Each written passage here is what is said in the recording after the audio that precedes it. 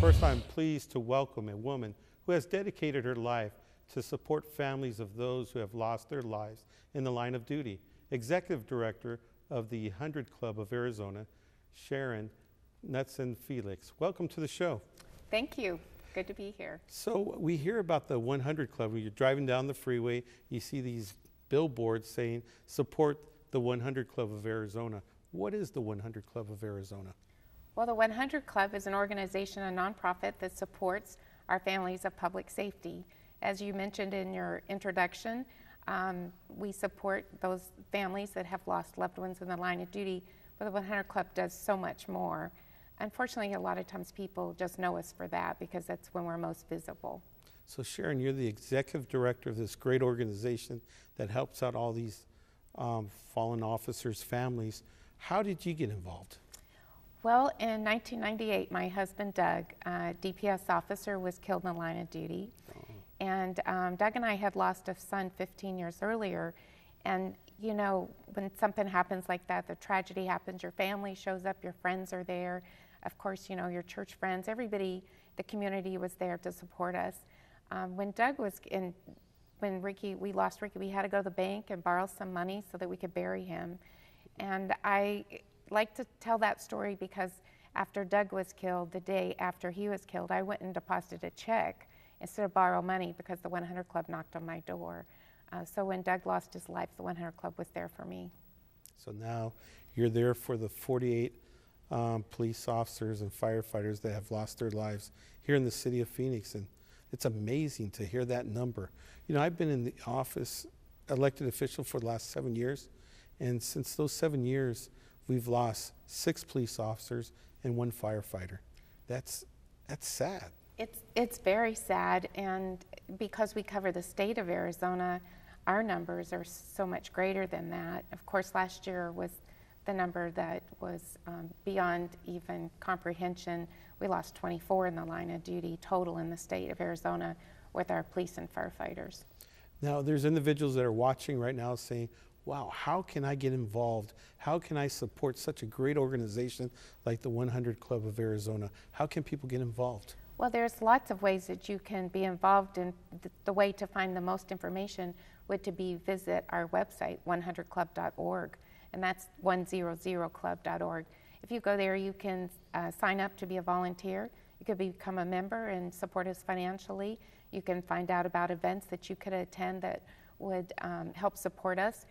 One thing I just want to really make sure that people know is that the 100 Club has so many other programs and support beyond when people die in the line of duty.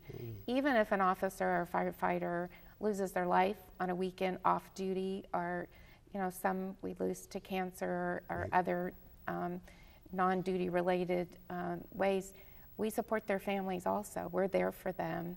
If an officer or a firefighter loses a spouse, if they lose a child, we show up to offer our support during that time. We purchase equipment for non-budgeted items throughout the state every year. We give over $200,000 to help with equipment to keep our officers and firefighters safe. We provide scholarships for the kids of officers and firefighters, which is amazing. It's one way we can say thank you for their service without them having to die or to be injured in the line of duty, but just because of their service, their children and their spouses are eligible to apply. This year, we're awarding 108 scholarships, wow. $350,000. We've exceeded $1 million in equipment we've purchased, and well over $1 million, will be almost $2 million this year in scholarships. And now, when I started with the 100 Club, December of '01, we had existed 34 years. We'd given out $500,000. A little over a decade later, we've exceeded the $10 million. So we want to say thank you for those that support us. We continue to raise the level of support that we can give to our officers and firefighters. We can be there for them, be proactive, but we certainly can be their 911 call when something happens in their life. You know, we had all these budget hearings throughout the city of Phoenix, and one of the #1 things that we heard out there is don't cut our police officers, don't touch our firefighters, we need them. we need more police officers, we need more firefighters. And, it's just such a great support that the community has. And sometimes people want to go beyond that. They want to help out. And what a great organization like the 100 Club of Arizona to get involved, to volunteer. And it's just incredible, the hundreds and hundreds of people that are coming out through your contacts and your volunteer list, and people that are just willing to give their time. And we're saying, wow, the resources that you all have, it's just amazing. And, this really came out of a grassroots effort. They were saying, Michael, we really need to honor these men and women that put on the uniform every day, that risk their lives, and we should have some type of a celebration, not just celebrating the individuals that have fallen, but also the individuals that are still here and putting their lives on the line for us. So I just really want to thank you for everything the 100 Club has done so far to support just this little event that we're having, but also everything you do in the community. Is there any other projects or programs that people can get involved with? Well, I do want to tell you thank you for recognizing the families. It's very important to them. And I believe if you talk to an officer or a firefighter on the street, they will say that they feel very comfortable knowing if something happens to them, that the city and the state will be there to support their families. And they know that a lot of that comes through the 100 Club and the support that we receive from the community. So we're so grateful. Over 50,000 Wow. Public safety officers and firefighters in the state of Arizona. We cover city, county, state, federal, and our tribal agencies. And we also cover officers, firefighters, corrections, probation, parole. So we have a pretty large group of people that are serving us in the community, and we feel honored that we get to support them. Well, thank you.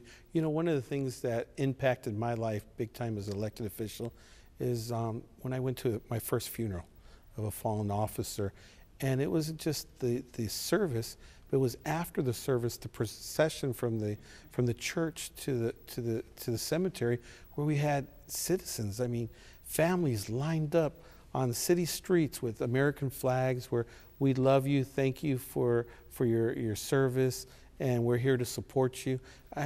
Miles and miles of people just lining up, and little kids saluting as the coffin passes by. And it's just powerful how we all come together as a community and we support our public safety servants. And today on this Memorial Day celebration, it's really about that, is just to say thank you. Thank the 100 Club, thank all the police officers, all the firefighters, and all the individuals that are in our military today serving to protect our freedoms that we have today. My son just got out of the Army, so I'm wow. proud military mom, proud of his service and 2 tours that he did for our country. But I will tell you that we support officers and firefighters if they're called to active duty. So when we've lost them in Iraq or Afghanistan, we've been there for their families also. Thank you so much. And, get involved, support the 100 Club of Arizona, because they support our community. I just want to thank you, Sharon, for everything that you do, and all the community for coming out. Thanks for having me. Now it's time for a look at the first annual Star Spangled celebration that took place at Cesar Chavez Park. Welcome to Phoenix 2020, a clear vision for the future. We're right here at Cesar Chavez Park, where we're here at a Memorial Day celebration, the Star Spangled celebration, right here at this park. And we're celebrating the fallen police officers, firefighters, and veterans that have fought for this great country so that we can have the freedoms that we have. And it's just amazing to see all the people out here, but also we're promoting water safety, and we have with us right now the 2 individuals that are the advocates, the voices of water safety for the city of Phoenix. And with us right now is our lady who takes care of our 29 parks, right? 29 pools, yes. Yes, sir. So we have our pools opening tomorrow. We will be open from 1 to 7, Memorial Day weekend, all 3 days, and then we open on the 31st for the full schedule from 1 to 7 p.m., excluding Fridays. And then also, our firefighters are always out there trying to prevent Drownings, so far we've had about 9 drownings. I think it was about 24 calls, was it? Yeah, we've had 24 incidents thus far with 9 fatalities. And that's children, teens, and adults. So right now what we need to do is really advocate on behalf of City of Phoenix Aquatics and their swim lessons and getting people out there. $15 for 8 swim lessons. We need to get people out there, get them in the pool. No matter if you're an adult, teenager, child, anyone, go out there. Don't be embarrassed. You won't be alone, but take advantage of this opportunity. The cost is low, but the quality is incredible. Please come on out. Again, we'll be handing out CPR videos as well. You can learn CPR in just 10 minutes. Check it out, get familiar with it. You never know if you're gonna have to use it, hopefully not. But I'll tell you what, you can also look at phoenix.gov/fire and see the web link as well. Everybody's really collaborated, come together and that to create one common cause, and that's to prevent drowning. So that's what we're doing, and it's working out great. We've been down at Councilman Nowakowski's office down at City Hall. We're working together with the council and him, and it's been fantastic. Becky and Kelly have been that strong advocates, making sure that you keep your kids, watching your kids around water, and making sure that you know the ABCs of water safety. So once again, remember, our swimming pools are open. They're open from 1 o'clock till 7 p.m. and they're closed on Fridays, right? They're closed on Fridays, yes. But we are open 1 to 7 the rest of the summer. And SRP has been a great partner of the whole water safety campaign. We even have a partnership in Spanish, and we have Safe Kids, and they have a program, Verano Sano, that on this 14th of June, that we're going to be at the swimming pool right off of 19th Avenue and just south of Baseline, Prado swimming pool from, 5 to 7? 5 to 7 p.m. And there'll be free swimming classes. You're going to have firefighters there. You'll have a chance to even get one of these DVDs. All right, we're out here at Cesar Chavez Park at this great celebration, and we actually have the county health out here with a great program on how to keep kids safe this summer. So why don't you tell us a little bit about the program, and why are you out here at the park, and what are you all doing? We're out here at the park because injuries due to vehicular crashes is still one of the biggest killers of kids. So we're out here teaching parents how to put their car seats in correctly. I have 6 children of my own, and about a month ago you guys were doing this out here at the Cesar Chavez Park right up by the library, and I found out that one of my car seats were outdated. I never knew that car seats could be outdated. Yeah, that's kind of a new thing. So it's not that they're outdated, it's that there's new technology that comes out. So we like to keep people's kids as safe as possible. So when your car seat's about 6 years old, we suggest that you switch it out for something brand new. So what's one of the tips that you can give a parent that most parents don't really know when you put in a car seat? The best thing you need to know is that you have to make sure that you check the seat every month or so, maybe every other time you put the kid in, and make sure somebody hasn't unbuckled it or there wasn't a mistake installing so it's not loose. Because a kid tight in the car seat is one thing, but the car seat has to be tight in the car to keep them safe too. So you came out here to see the fireworks, and what else? And to have fun. And to have fun? And to thank you and policemen and the firefighters. Oh, thank you. Give me 5. And that's what it's all about. It's about educating kids and their families about respecting those men and women in uniform. The firefighters and police officers that put on that uniform every day. They risk their lives to protect families like yourself. So have you ever wondered what's behind these fireworks and how those big fireworks get up in the air and all that? Well, let's talk to one of our fire inspectors that knows all about fireworks and what to do and what not to do. We have Brian right here. So Brian, we're here at the Cesar Chavez Park. We're going to have about 20 minutes of fireworks, and this is the safe way. This is the way you're supposed to do it, right? You're supposed to do it. You get the professionals to do it. So kind of going through what we're looking at here, these shells, which is the actual fireworks, are going to be launched from these tubes. And this show we're going to do electronically, so they're going to be far away, and it's actually computer fired. So they don't have to be close to this when it goes off. And then what's going to be in each tube is this. This is the actual firework right here. The computer will light the fuse, and it actually will set this ground charge or lift charge off. Right. This is a 4-inch shell, so it's going to go roughly 400 feet in the air, and then it's going to blow up, and it's going to be rain down the beautiful colors that you see and the concussions and all that kind of stuff. And then as it goes up in the air, this little piece here, we'll see that little trail as you see it go up, as you're waiting for it to go up. Yeah. That's the good part right there. So that's where you hear that. You see that, and then you kind of see it go up, and your kids go, ooh, and then it blows open like that. So that's what all these are done. These are the 4-inch shells right here. and then you've got 3-inch, and then you have some other stuff over there, and then we'll have the finale behind me. So that's when you got the nice music and You it's got all the music going, all computerized, and it's going to be a beautiful show. You'll have probably one shell every 3 seconds going up in the air. Incredible. So this is going to be a great show. This is the safe way to do this. So this is how it looks behind the scenes before all those great fireworks go up and stuff. But you know what? We have new laws that just passed for this 4th of July. So Brian, why don't you tell us a little bit about the new laws, or how can we educate our listeners, our viewers about that? What we've created, and it's on the phoenix.gov/fires website, is kind of a green light, yellow light, red light. So when you go to the website, you'll see some green items. Those are called the novelty items. Your sparklers, your snap caps, those kind of stuff. Those are legal year-round. They're not affected by the new law. Right. The stuff that's in yellow, which is the permissible stuff, is what's now legal to use in Phoenix. Like last year, you could buy it in Phoenix but not use it in Phoenix. Right. This year, you can buy it and use it in Phoenix.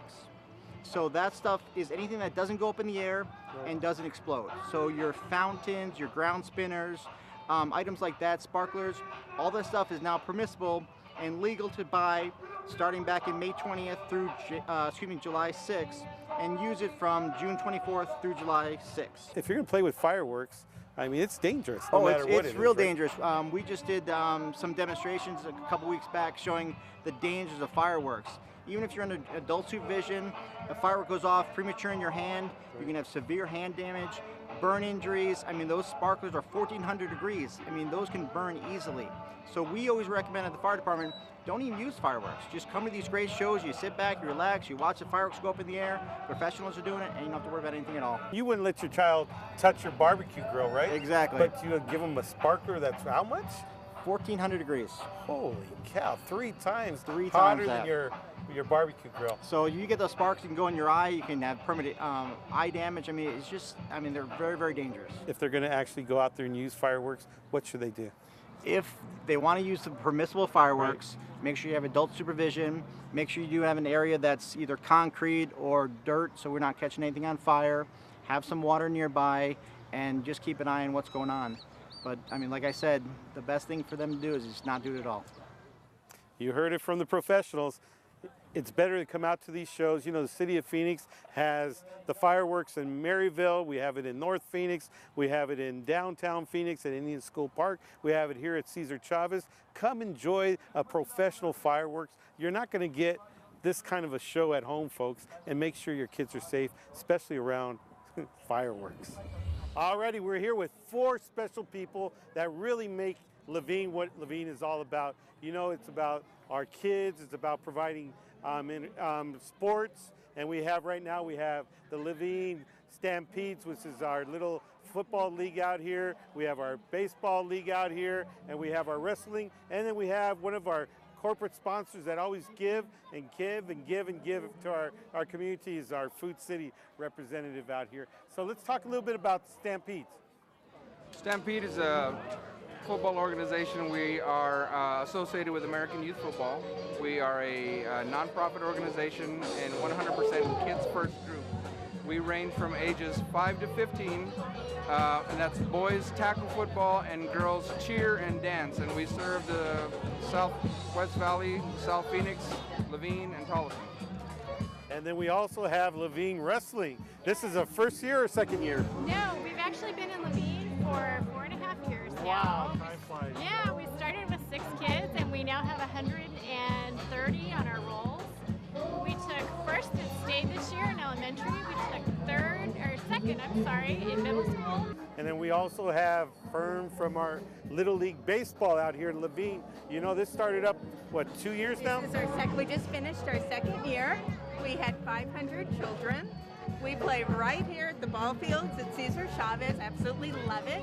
We take children at 3 if their parents agree to help on the fields. So from 3 until 14. So you know, all these hot dogs and all the fundraising that's going on behind us right now, it's really split up into 4. It's going to the Levine Baseball, Wrestling, and Football League, but it also goes to the 100 Club. So all this is possible with our good corporate donations from Food City that helped us to get the hot dogs, the buns, and all the food donated. So Camille, thank you for everything Food City does and what you all do for the community. You have anything to say? Why does Food City do this? Well, it's because it's in our culture to give back, pretty much, because we're not just a grocery store. We give back to the community. We thank them where we can help them, and obviously we couldn't do it without our partners such as Bar S and our Nestle water, which gives us the Food City water to give back. And we really thank you for having us here, and hopefully this can be the first of many more to come.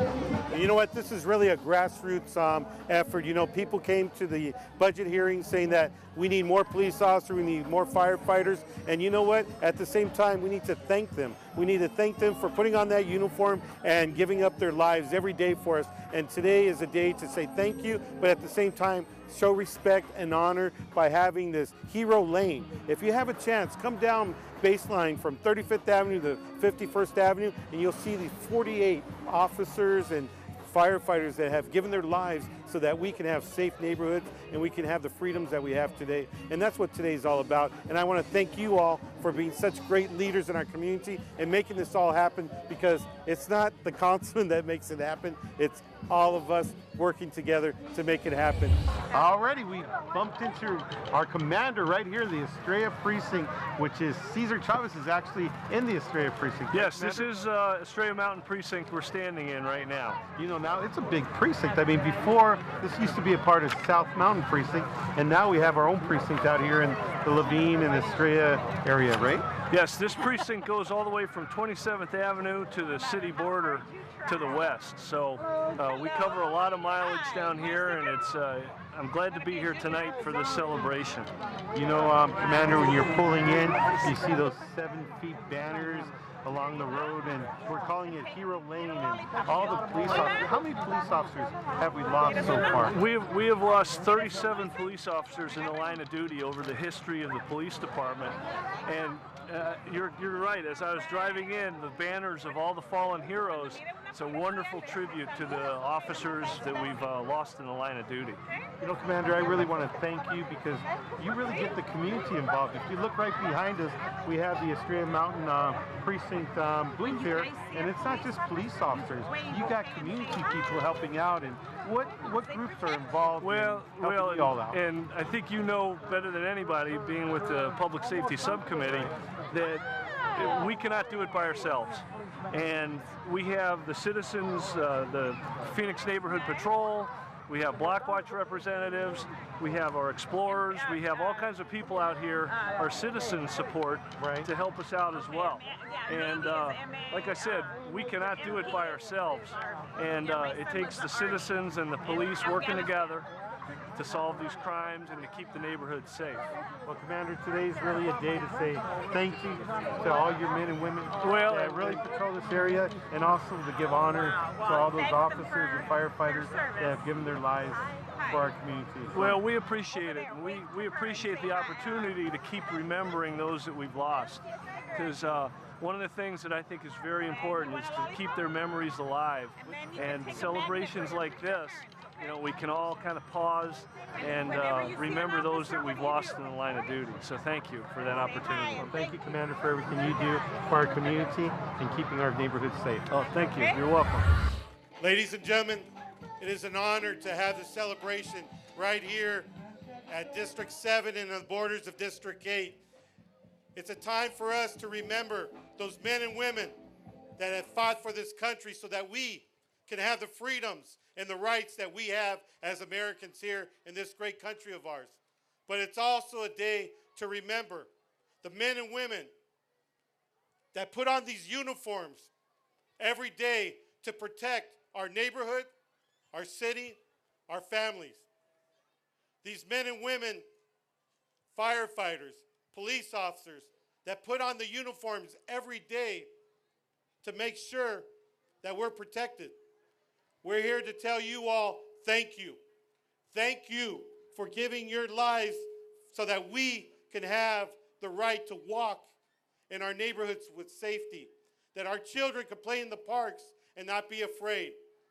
Thank you, police officers. Thank you, firefighters. And thank you to all the veterans out there. And God bless you all and protect you. 48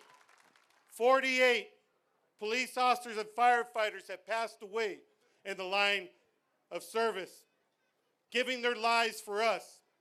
And we created a Heroes Lane down Baseline from 35th Avenue all the way to 51st Avenue. These men and women that you see on these light posts are the individuals that have passed away. We want to thank their families, and we want to thank all the families of our public servants, because you all sacrifice every time your parents, your father, your mother, your husband, your wife puts on that uniform to protect us. And we're here today to give you honor and to give you thanks for everything you do for our community. We are here today to show respect for those fallen officers. And you know, people were talking about how great the weather is. And my response to them is that we have 48 angels up there protecting us and making sure that this day was perfect and beautiful. And two of those angels that are protecting us today, we have one of their sons and one of their daughters here. Yolanda Fernandez, daughter of Phoenix police officer Ignacio Conchos, and Rick Davis, son of Officer John Davis Sr. Just to talk a little bit about my father, as a police officer with the city of Phoenix, it was real touching for him to understand people and make sure that they knew what it took to keep the peace in the neighborhoods around town. He was always out in the community helping out, and I was always there as a kid to see the things that he would do for other people. And he would take those things that he did and he would instill them in me and my brother to show us how to grow up and how to understand and have fellowship toward other people. So looking at this crowd, I see a lot of young faces out here, little kids. It's great that parents bring your kids to events like this and understand what these men and women, not just the ones that have lost their lives, but the ones standing here today, are doing to keep the peace and understanding so that we can sleep at night and not have to worry about any violence.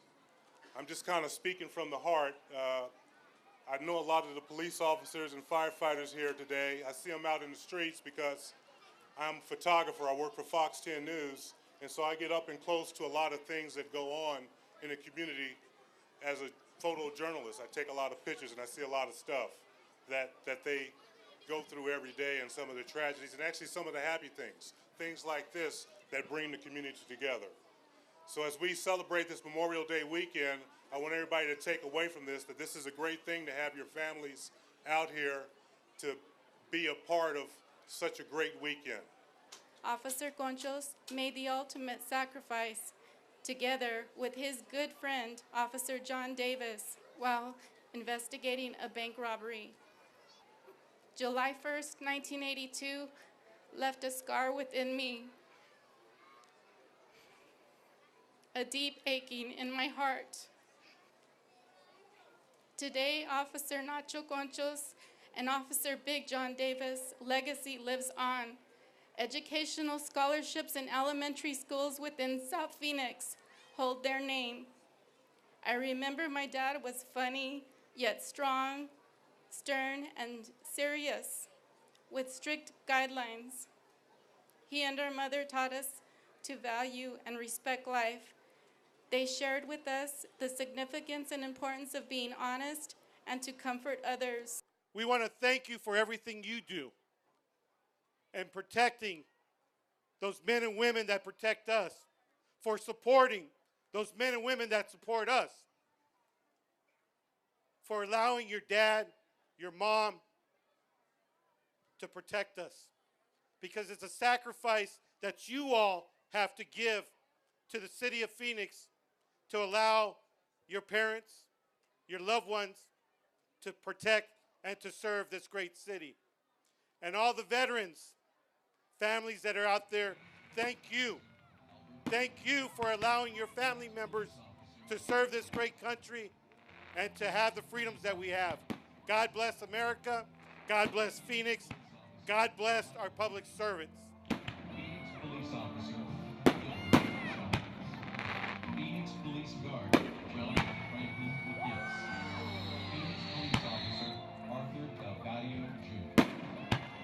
Last along between 1970 through 1980. Phoenix Firefighter Randolph Fox. Phoenix Firefighter Lester Gillis. Phoenix Firefighter Chauncey Ray. Phoenix Firefighter Walter Kelsey. Phoenix Firefighter Dale Locke. Phoenix Police Officer Shane Figueroa. Phoenix Police Officer Thomas Radjohn. Phoenix Police Officer Travis Murphy. Last alarm between 2000 through 2010. Phoenix Fire Engineer Mark Carter. Last alarm March 22nd, 2013. Phoenix Firefighter Brandon Sherry.